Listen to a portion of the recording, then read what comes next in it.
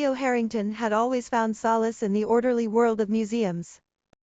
As the director of a prestigious institution, she spent her days surrounded by artifacts that told stories of the past, each one carefully catalogued and preserved behind glass. She loved the quiet hum of the galleries, the soft footsteps of visitors, and the satisfying click of her heels on polished marble floors. Archaeology, however, was a different beast entirely. It was messy, unpredictable, and filled with the kind of gritty fieldwork that she had never been drawn to. Her father and brother, on the other hand, lived for it. They thrived on the dust, the heat, and the thrill of unearthing something that had been buried for millennia. Cleo respected their passion, but she had no desire to share it.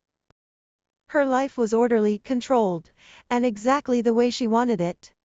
That all changed when her father called her in a frenzy.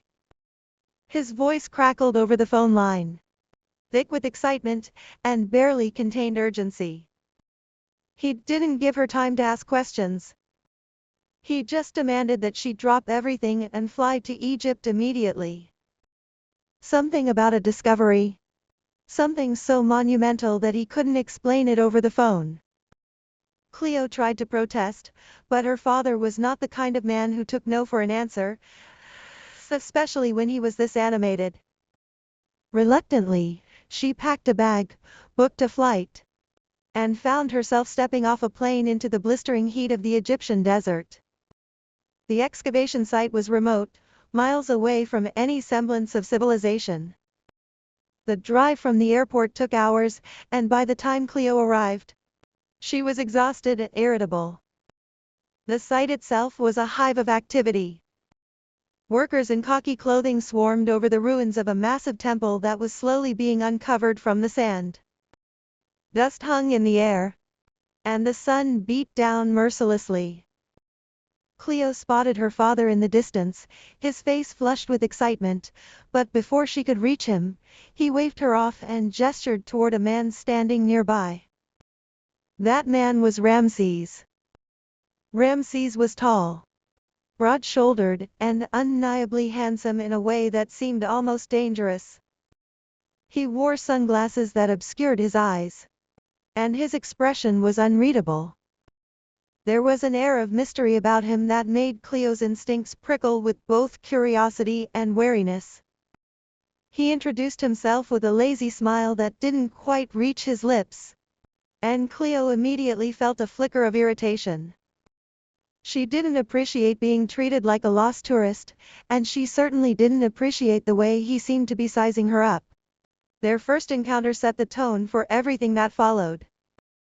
Cleo was stubborn and fiercely independent, and she resented being handed off like a piece of luggage. Ramses, for his part, seemed to take delight in getting under her skin. He was cocky, evasive, and far too comfortable with pushing her buttons.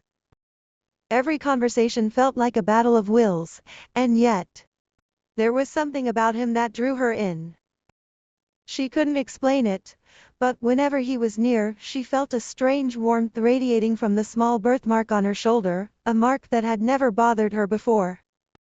One evening, after a long day of exploring the temple ruins, Ramses removed his sunglasses. Cleo had expected something ordinary, but what she saw took her breath away. One of his eyes was a deep, piercing blue, while the other shimmered like molten gold. It was unnerving and beautiful at the same time. She didn't flinch or recoil. Instead, she found herself captivated. And when he reached out and touched her shoulder, his fingers grazing the birthmark, she experienced a wave of pleasure so intense that her knees nearly buckled. He seemed to know exactly what he was doing, and that knowledge terrified her. Her father eventually gave her a small, ancient diary that had been found deep within the temple. It was weathered and fragile, its pages filled with faded hieroglyphics. According to her father, it was the personal diary of the sun god Ra himself. Cleo dismissed this as fanciful speculation, but as she began to decipher the text, she found herself drawn into a world of gods and mortals, of bonds and bloodlines that could not be broken. The diary spoke of marks that bound humans to gods, of fates that were written in the stars. Unbeknownst to Cleo, Ramses was not just a mysterious dig worker. He was Ra in human form, a god who had walked the earth for millennia. He had come to Egypt to hunt down his treacherous brother, Horus, who had escaped from his divine prison and was plotting to destroy him. The diary was real, and it held secrets that Horus desperately wanted.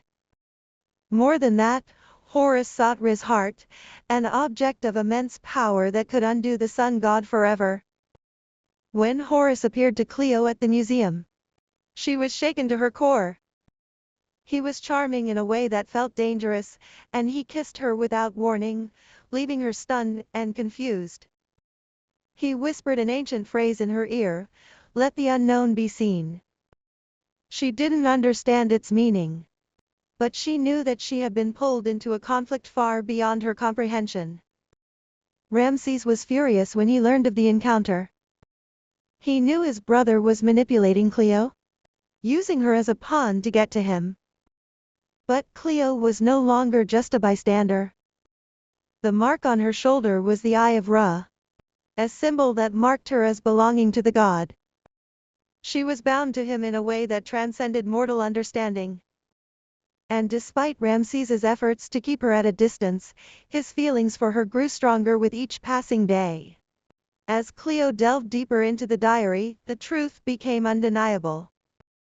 She was not merely a woman caught in the middle of a divine war. She was destined to be Ra's mate, his partner, his anchor in the mortal world. The bond between them could never be severed, and her fate was now intertwined with his. Horus made his intentions brutally clear. He demanded that Ramses deliver the soul of King Tutankhamun to him, or he would take Cleo instead. Ramses refused, vowing to protect her at all costs, even if it meant destroying his own brother. But Cleo refused to be a passive victim. She consulted her old friend Star, a witch who confirmed the truth of her bond with Ra. Star warned her that her journey was only beginning, but Cleo was determined to face it head-on. When she overheard Ramses speaking with his sister Marie, who was actually the goddess Bastet, the full scope of the deception became clear.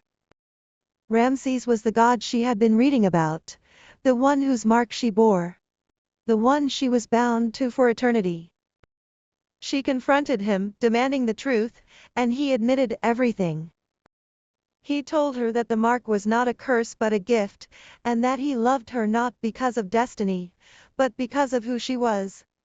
Cleo was overwhelmed, but she was not the same woman who had stepped off the plane weeks ago. She had grown braver, stronger, and more certain of what she wanted. And what she wanted was Ramses. She chose to stay, to fight alongside him, to face whatever the future held. Together they would confront Horus and the war that was to come. The stage was set for an epic confrontation.